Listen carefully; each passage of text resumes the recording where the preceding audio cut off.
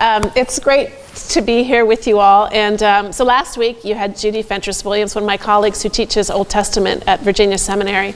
And you know, you relate to someone as a colleague and you plan stuff together, but you don't really get to see each other in action a lot. So it was great to see her actually teaching, which I don't see her very much teaching. And so I thought she was so good that I kind of stole all her good ideas. She was talking about Genesis. I was sort of trying to put together all that she said, and she said lots of other things, but some of the major themes she pulled up was what's problematic about the book of Genesis, about the Old Testament in general, and then she drew attention to some of the poetry and some of the parallels. So I thought it's good enough for Judy, it's good enough for me, so we just start with that. So what are some of the problematic things she said? She first of all started with. So I thought I'd maybe pose that question to you too. You came to an adult forum session on the Psalms. Some of you probably because you love them, and some of you because you probably think, I like some of them. And some of them I either don't get, or I don't like, or I don't understand. So what are some of the problematic features that you find yourself as you engage the Psalms? I'll look down, count to 10, look up again. Bashing babies against rocks. So that came up last time, right? The imprecatory Psalms. What is it when the Psalm, especially when they end with a curse? Okay, what other aspects, features? Were you starting in on one? No. Okay, I'll get out of your face. For some of the, you talked about the passion, the emotions that we find in the Psalms. Sometimes, for some of us, that seems great. For others, it seems just a little too close, maybe. When you think about who the speaker of the Psalm is, sometimes you feel an affinity with that voice, and sometimes you feel like, who's that stranger? And to make it worse, who's that stranger who's giving me a prayer that I'm supposed to be saying? Right? I mean, it sometimes can be feeling somewhat invasive. Amy. All of the asking God to punish enemies. Right. There's a lot of enemies in the Psalms, and you can call upon God to punish those guys. Yeah. It seems to escalate. Yeah. Okay, good. Warren? I always groan. Yeah. Okay, good. Warren? Yeah, I always groan when I think it's 45 that comes up in the daily lectionary. It's so militaristic. It seems misogynistic. It's just like, you have to grit your teeth. God helps you kill people. Could be a superscription for some of the Psalms. Yeah, so those are, we could put those all up in our parade of horribles, some of the problematic features that we find when we encounter the text. So maybe we'll return to some of those, but maybe those questions will just be allowed to linger with you in the week ahead. Okay, so let's move to aspects of poetry. The Psalms are obviously poetry. So what are some of the major features of poetry? How can you, as someone reading the Psalms, get a better sense of the main features that it employs for poetic features so that you can become a better reader of the text? So let's start with the genre. So our major two types of Psalms, hardly any of them are kind of classic models or fully formed models of each of these types, but we have, basically you've got one pole, and Psalm usually fits on either side of it. You've either got straight ahead laments where they complain, they cry out, they're really raw at the edge of existence. And then on the other side you have Psalms of praise where everything is good, God is wonderful, and the world somehow seems to fit together. Let's look for some examples.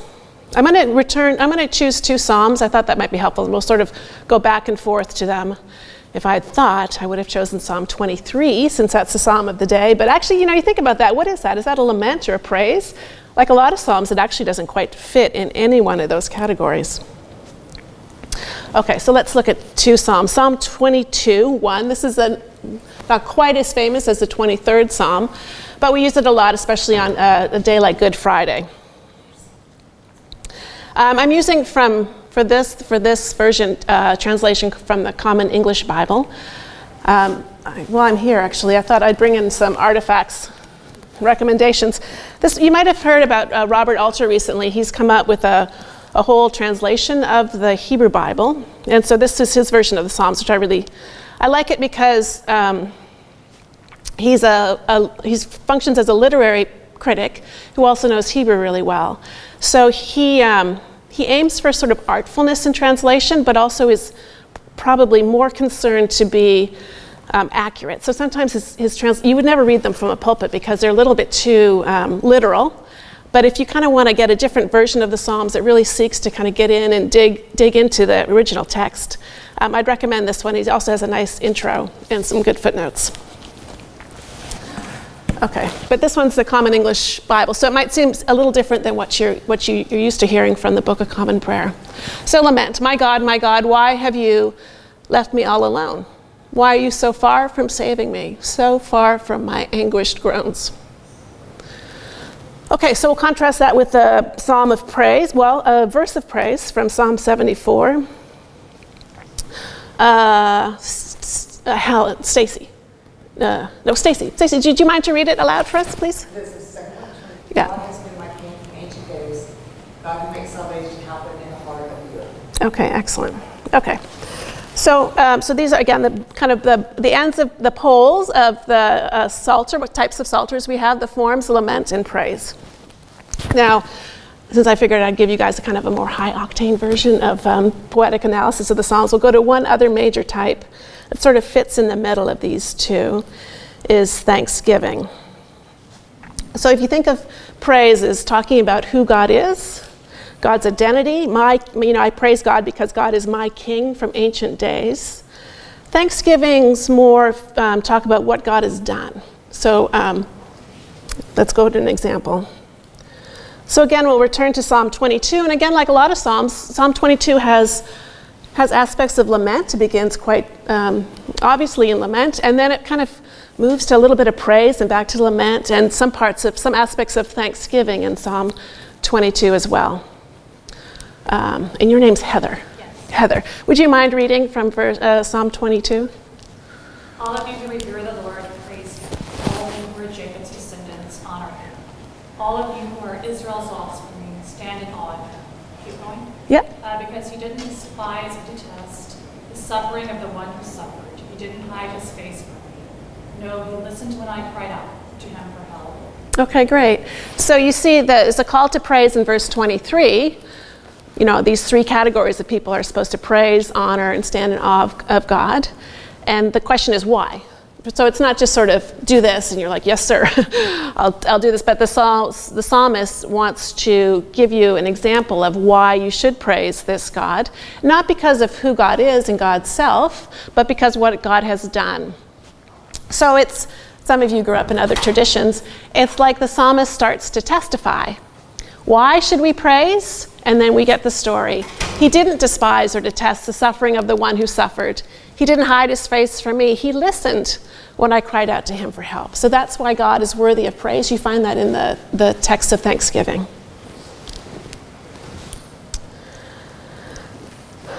Okay, so your three types of your forms of poetry in the Psalms: lament, thanksgiving, and praise. Just as we kind of unpacked that pole of praise, we can also unpack the pole of lament. For those of you who find yourself complaining a lot, the Psalter can be instructive in teaching you different types of complaints or laments. You can complain in exactly three different ways, because there's three types of problems that confront us. There's the I lament, when what's the problem is me. This is Elisa's sermon, right? I wasn't loyal enough. I didn't study hard enough. So the problem you could find it in yourself. The problem could be the they. This is sort of the other side of her sermon was, this society imposes all these rules on me, and the problem is the they. Or the other problem could be the you. So what's wrong here in this situation? It's actually God is the one who's wrong in this situation. So three different ways to lament in the Psalter. Let's look at some examples. Okay, so here's an I lament, again from Psalm 22. The problem is me. I'm just a worm, less than a human. I don't even kind of have the humanness to exist in this world. The problem is me. But like the Psalm 22 sort of moved from praise to lament to thanksgiving, there's also Psalm 22 expresses these three types of laments as well. So here's an example of a they lament in Psalm 22. I'm insulted by one person, despised by another. All who see me make fun of me. In some way, so this right follows from I'm a worm and no man, so I split up that verse. The problem is myself.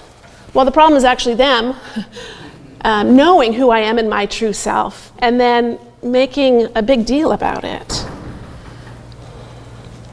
And then a you lament, again, from the first verse of this text. Why have you left me all alone?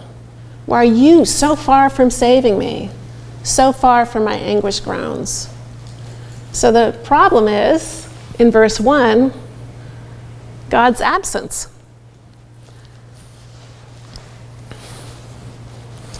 Okay, so that's a sort of as you encounter a psalm, one question that you can think about is, what form am I in? What is the psalm? What type of a psalm is it? And then within the individual verses, what kind of verses are they? Are they lament? And if they are, what are they complaining about? And then if it's a thanksgiving, thinking about what God has done, and then a praise, thinking about for who God is. A summary of these three different types is also in a newer publication from Anne Lamott. She summarized lament, thanksgiving, is praise, as her title to her book on the Psalms is help, thanks, wow. So it's just a nice little sort of meditation on the three different types of Psalms, which is a fine enough summary of these Psalms too. So let's just sit here for a second. So you've kind of got the mechanics. So what? What do they all mean? What's kind of the things that one might find? Well, this series is called What I Love About the Text, right? I'm not sure what strikes you about the poetry of the Psalter being expressed in these three different types of forms. My hunch is you probably find yourself more at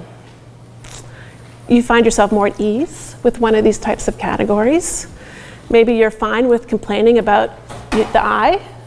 You're less comfortable with complaining to God about God. You might be really good with praise, and you actually find thanksgiving to be a little bit more of something that pushes you. You're kind of less comfortable with. I'm going to make a guess, a fairly comfortable crowd here. My hunch is that you probably find praise the easiest. We actually do it the most when we worship together as a community. We, in the Western Church, are usually it comes more easily to our mouth to praise God for who God is. We love to talk about God's attributes. And we find, okay, so, for example, just sort of, I don't know if you want to close your eyes, but just think about God and think about something you'd like to name about God. And is it for God's character or for God's activity? I'm not sure if this would change if you were asked to say a prayer out loud. There's some more sort of personal things that we think about God that it's easier to sit with in and of ourselves than what we have to announce outwardly. But usually I find I look at the hymns that we sing, I look at the prayers that we say extemporaneous, or the ones that we write in the Book of Common Prayer, and it's usually prayers of praise that we find ourselves most comfortable with.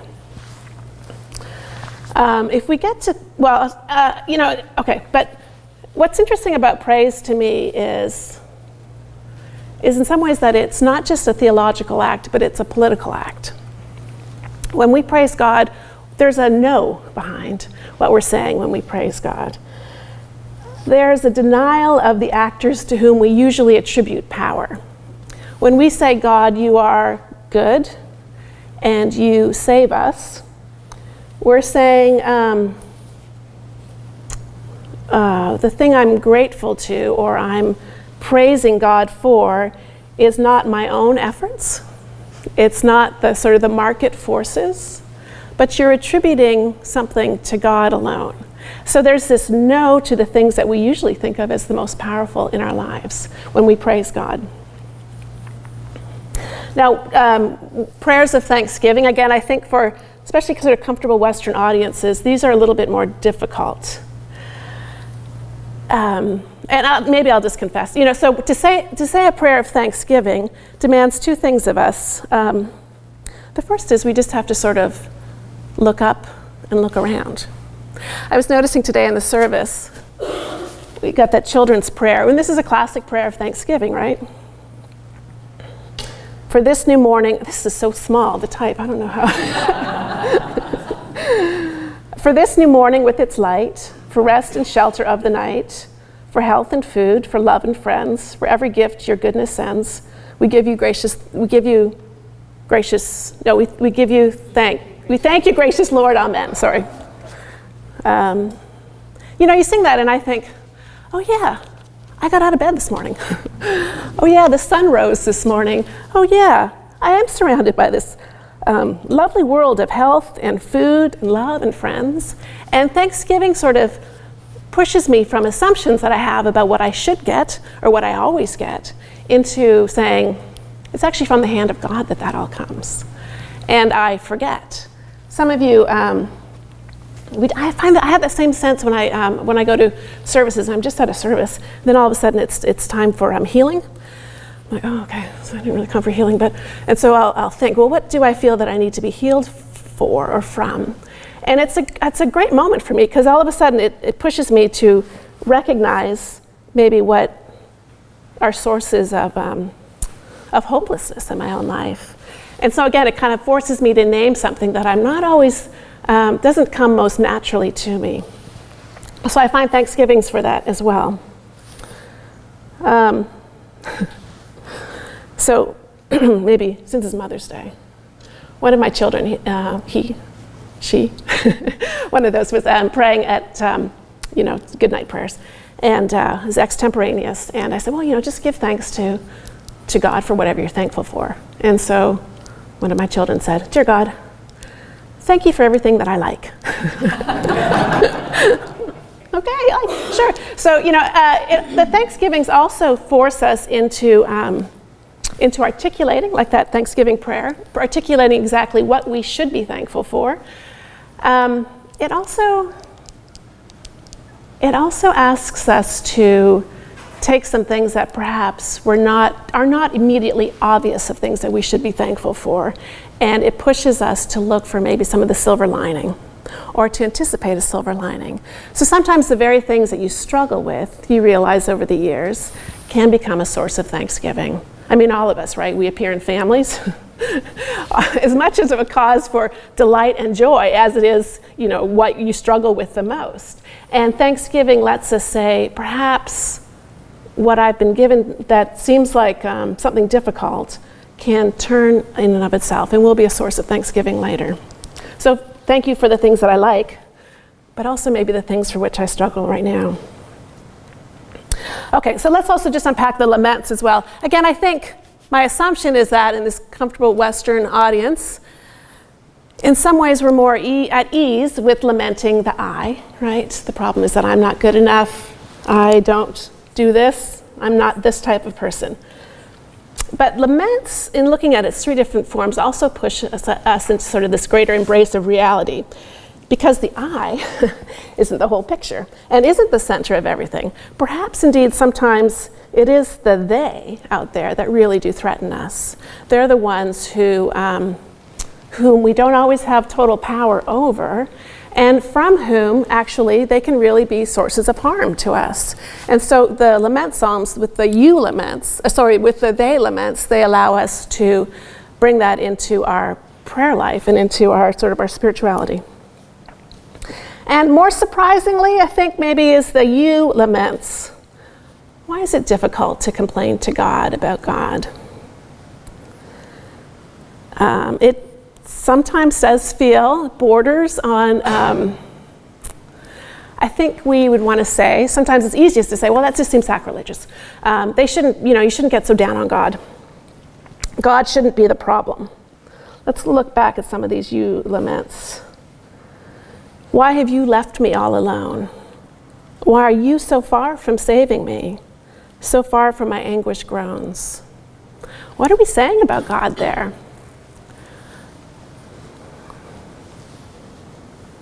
I have to say, this isn't the most natural prayer that comes to my lips. But then you wonder, like, why? What's the source of discomfort there? And you might have your own answer to this, but for me, the answer would be, it just doesn't feel right. It feels like I'm too down on God. And then I interrogate that question a little bit, and I wonder, is it because I'm really at the bottom of that? I'm worried that God is weak, is too weak for me to criticize. Is it as much a statement of disbelief, of anger, and is it problematic? Or is it a statement of faith to really confront God in an honest way, to say, I'm not sure what all is going on up there, God, but from my perspective, you have left me all alone. Okay, so these are the poetic forms that Psalms confront us with. Lament and praise is the two dominant ones. Thanksgiving sort of moves in there. And there are three different types of laments. And you'll notice, again, this is how most Psalms move, and this is actually how most of our lives move, right? There's these three elements that kind of, you move throughout them, where sometimes life is all good, sunshine every day. And it's no problem at all to praise. Wow is your first, what you say the first time that you wake up in the morning. And sometimes, the time of life is a time of lament, where really help is the first thing that you say every morning when you wake up. And through sometimes in lives, you move through that time of despair, of helplessness, and you can reflect on that sort of backwards and say, from the miry pit, God has saved me. From that time of difficulty, I've now overcome with the help of God and church and friends, and you can move to the time of thanks. And so, even as our lives sort of express these three movements, so does the Psalms. Okay, so that's the forms of poetry. Let's look at some of the features of poetry, and I'm just going to spend some time with two of the major features of Psalms. The first one is metaphor. Psalms use a lot of metaphor. So, verse 13 here, again, back to Psalm 22. Like a lion, like water, like wax, like a piece of broken pottery. Dogs surround me, that is, a pack of evil people circle me like a lion.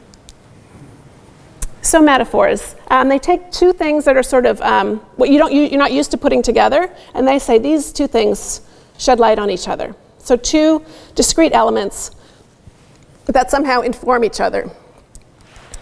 So what does it mean to have a heart like wax? Again, those are two things that shouldn't be put together. Pardon me? It's nuts? It melts. It melts. Have you ever felt your heart melting? Well, physically, you never do, right? I mean, obviously, hearts don't melt. So what is it to have a heart that's like wax, to compare it to wax? Yeah. So it gets at the emotionality of a heart. How is it to have strength like pottery, broken pottery? What's the force of that metaphor? What's it saying? Not very strong. Right.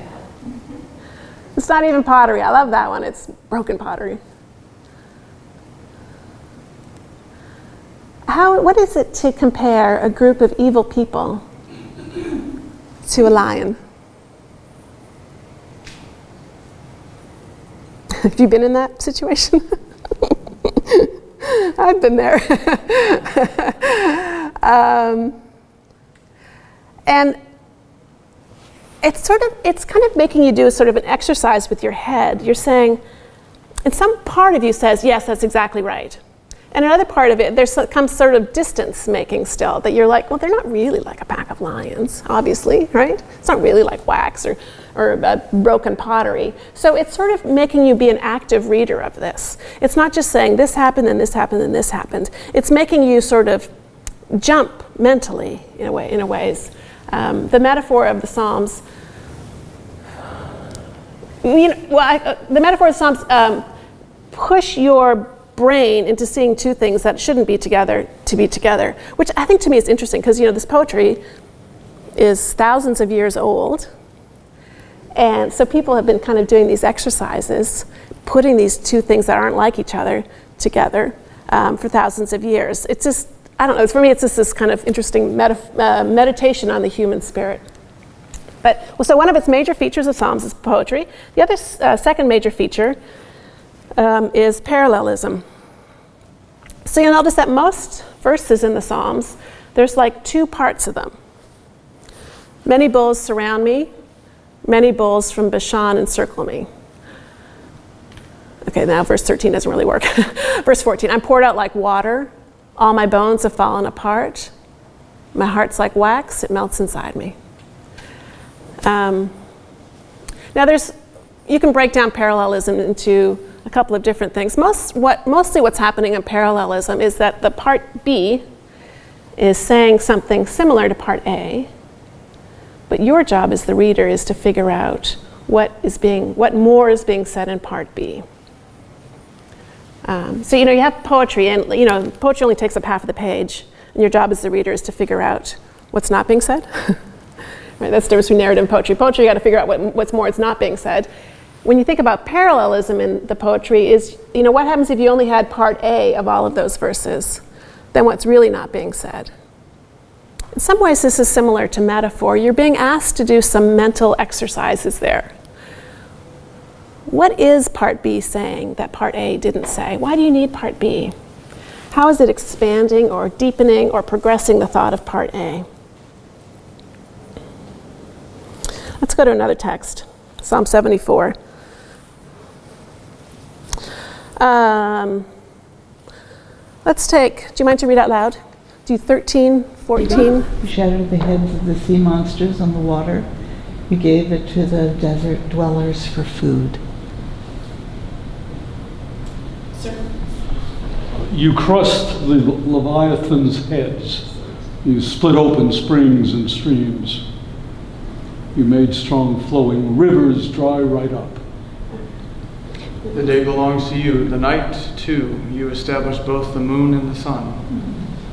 You set all the boundaries of the earth in place. Summer and winter, you made them. Okay, so who is the psalm speaking to? God. It's actually interesting. It's not. Okay, so who is the psalmist speaking to? God. Okay, it's actually interesting. The Psalms, we think of them as prayers, but sometimes one of the questions would be when you read them is, who's the audience? Sometimes actually the audience is the human community. But this one is clearly spoken to God. You split the sea with your power. This is, so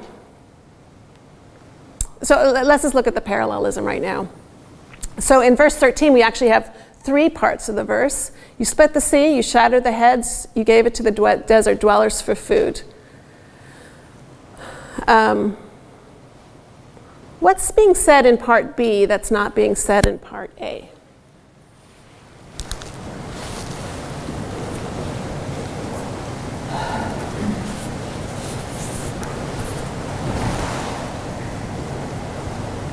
Power seems to include destruction of something dangerous. Okay. Split the sea. Okay, that's pretty good. And then you shattered the sea monsters. Okay, that's getting weirder. And then you, as a sign of dominance over the sea monster, you actually used it as dinner. Not just the day, but also the night. You gave it to the moon and the suns and the earth and all the seasons. Okay, so poetry, we looked at its aspects of its types, its lament, thanksgiving, praise, and then aspects of its, what are sort of the major poetic features, metaphor, and parallelism. I'm going to stay with parallelism a little bit, especially because Judy in her presentation about Genesis also noted the parallels, both within the biblical text itself. So Genesis 1 and 2 both tell the story of creation from very different perspectives. And they also, the stories of creation, draw on parallels from the ancient Near East. Okay, so parallels. I'm going to go back to Psalm 74 here. Now, oftentimes when we think about God creating the world, we tell it in the form of Genesis 1. God speaks things into being, right? God says, let there be light, and there was light. So the agent of creation in Genesis 1 is speech, which is nice, clinical, doesn't get messy. In Genesis 2, God actually kind of gets dirty, gets God's hands into the dirt and molds the land and molds the human beings. Well, here, God gets even gets a little bit messier. This is the story of creation. And this looks a lot like stories of creation from the ancient Near East. Enuma Elish is what Judy talked about last week. This is the same story where sort of universe is sort of chaotic, and who's in power are all the watery gods, these powerful watery gods, and how Marduk elevates himself into being the chief god of the universe, is being able to control these watery, chaotic monsters by splitting them and then taking part of the carcass to be the sky and part of the carcass to be the sea and the land. So this is exactly who God is here, right? God doesn't speak things or even like mold things. God shatters the heads of the chaotic monsters. God crushes Leviathan's head, another sort of a sea monster, splitting open springs and streams just like Marduk did. So God in creation, this is how the world comes to be. So we not only have parallels of the story of creation in Genesis 1 and 2, the Psalter also goes back over the stories of Israel and retells them, sometimes with very different details, sometimes contradictory details. But we have parallels with Israel and its neighbors, but also parallel stories that this is another reason why I love the Psalms. Parallel stories that the community is happy to keep alive in these canonical texts that actually contradict each other. There's a sense, like if I was the editor of the Bible, I wouldn't have 4 Gospels. Like, one's good, and then you don't kind of get into all the trouble where you have to have contradictory pictures of Jesus. I would probably do that for the stories of how it happened for Israel also. Things get really messy when you have different accounts. The details change, and there's a sort of instability. But you should all be very glad that I wasn't the editor of the Bible. Simply because within the text itself, I think, again, similar to its vision of God, God's big enough to be able to withstand your lament. The story of Israel, Judy would talk about how it needs different perspectives, right? There's no just one story, but different perspectives on the story.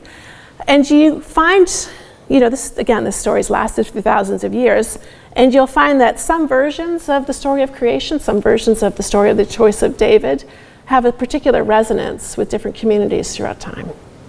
And for some bodies, some communities, what makes the most sense to them, where they find their greatest delight, is in, say, a Genesis 1 version of creation. Maybe other communities in threat, oftentimes, who don't feel in power at all. This type of God is a God that really speaks more, with more resonance to them. So you can have a text of the Bible that makes sense in your particular circumstances more, but you're not allowed to remove the parts that don't make sense. Again, this is part of why I think the text is so interesting, because it sort of forces you to expand your brain a little bit into something that doesn't feel all that particularly comfortable. So the canon preserves the versions, asks you to read them all, and it lets you be comfortable in some ways in one stream of tradition, but asks you to engage all of them together. Okay.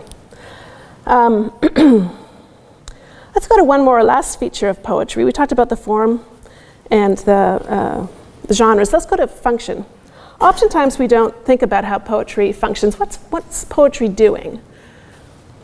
So if I was to expand Judy's title from last week, I would just expand it a little bit here from problems, poetry, parallels, but also function, which I was tempted to spell PH, function, but didn't. Okay, let's look at, so we're going to look at a poem by Mary Oliver. Sometimes I use the poem Phenomenal Woman, but that's a little too long for this morning. So this is a poem, I Worried. So the question is, what's this poem doing to you? What's its function? I worried a lot. Will the garden grow? Will the rivers flow in the right direction? Will the earth turn as it was taught? And if not, how shall I correct it? Was I right? Was I wrong? Will I be forgiven? Can I do better? Will I ever be able to sing? Even the sparrows can do it, and I'm, hopeless. Is my eyesight fading, or am I just imagining it? Am I going to get rheumatism, lockjaw, dementia? Finally, I saw that worrying had come to nothing, and I gave it up. And I took my old body and went out into the morning and sang. A lot of you probably already know this poem. What's this poem doing? So we're watching this person testify to what she used to do. It's hard not to put Mary Oliver's, her persona right there, but this anonymous poet is testifying to what he or she used to do and how they changed. What's it doing to you? You're watching someone go through a transformation. Do you worry more or less at the end of this text? Yeah, it's a song of hope. Of hope. For you or for Mary Oliver? Maybe both. Yeah? Who worries about all of these things? About your garden growing? The earth rotating correctly?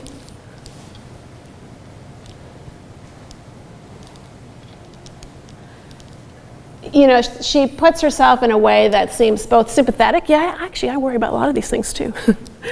And in a way that's also ridiculous, right? Really, whether the earth will turn as it's taught. If you're worrying about that, sweetheart, then sorry. So she's both, we can see ourselves in her, and in some ways she just becomes kind of a caricature. And then we realize when she just says, it's come to nothing, and I gave it up.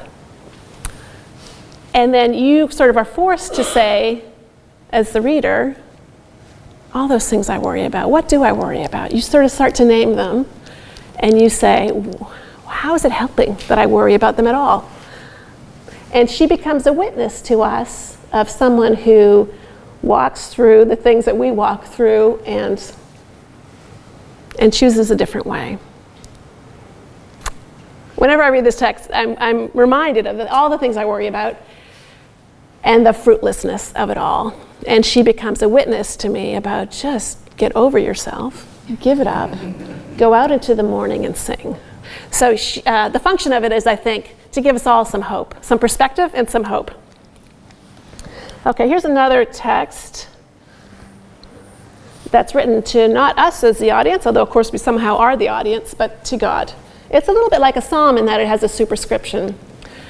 Regarding people under death threat who are not afraid to be killed quickly, but are afraid of being tortured to death or mutilated after death. So this is, so God, look at this one. His eyes, fingernails, good ears.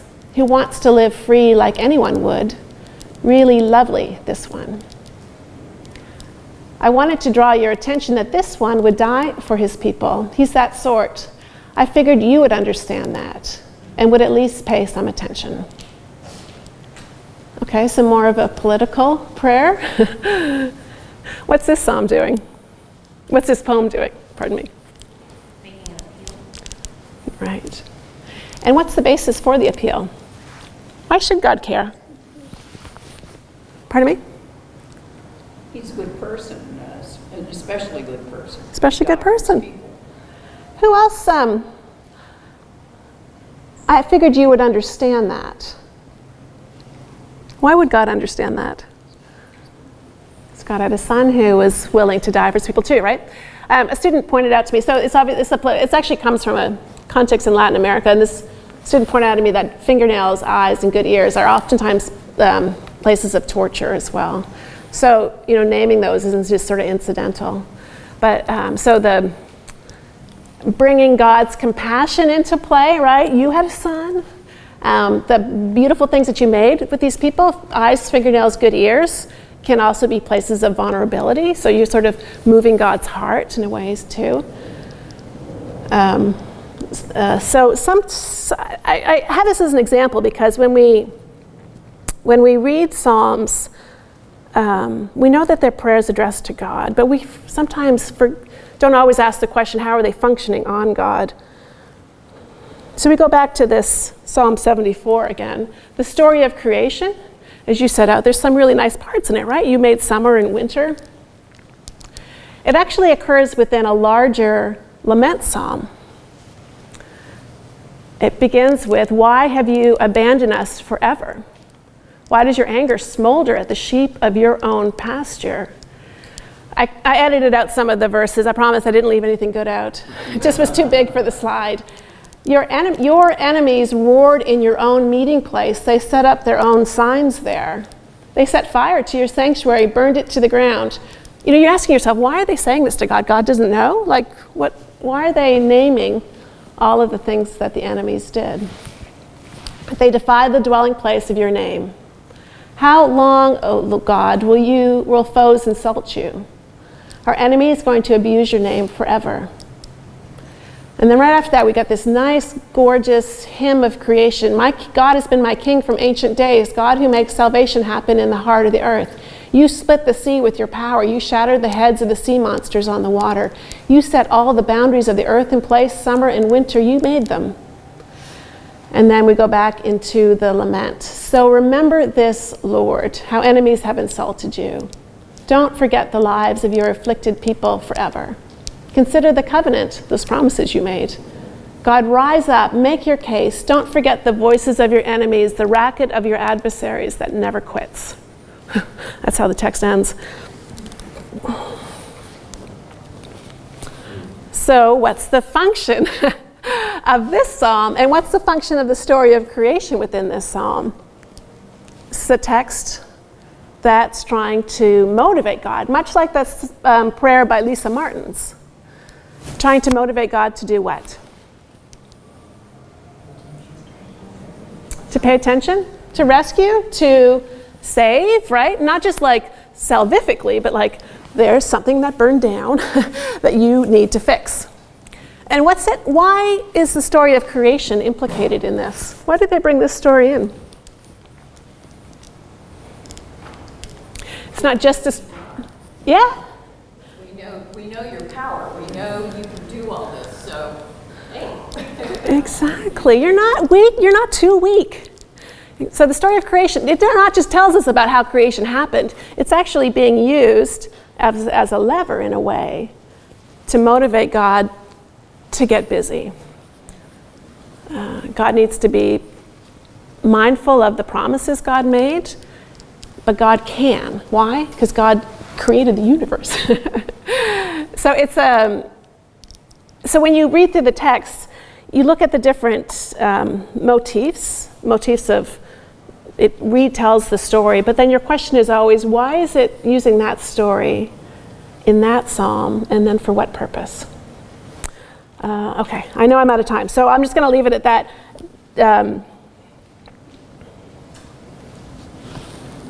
Of the Psalms as, see, now you're going to be good readers, thinking of the problems or the problematics associated with the Psalms. A little bit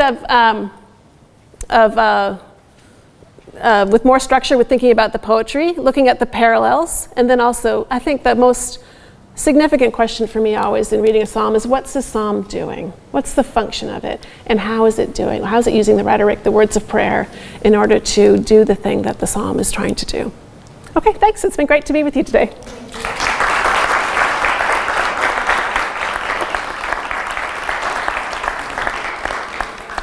Thanks, Elizabeth. So we'll have Steve Cook next week. Oh, I'm sorry, everyone, we're going to have Steve Cook next week talking about why he loves the prophets. So come back.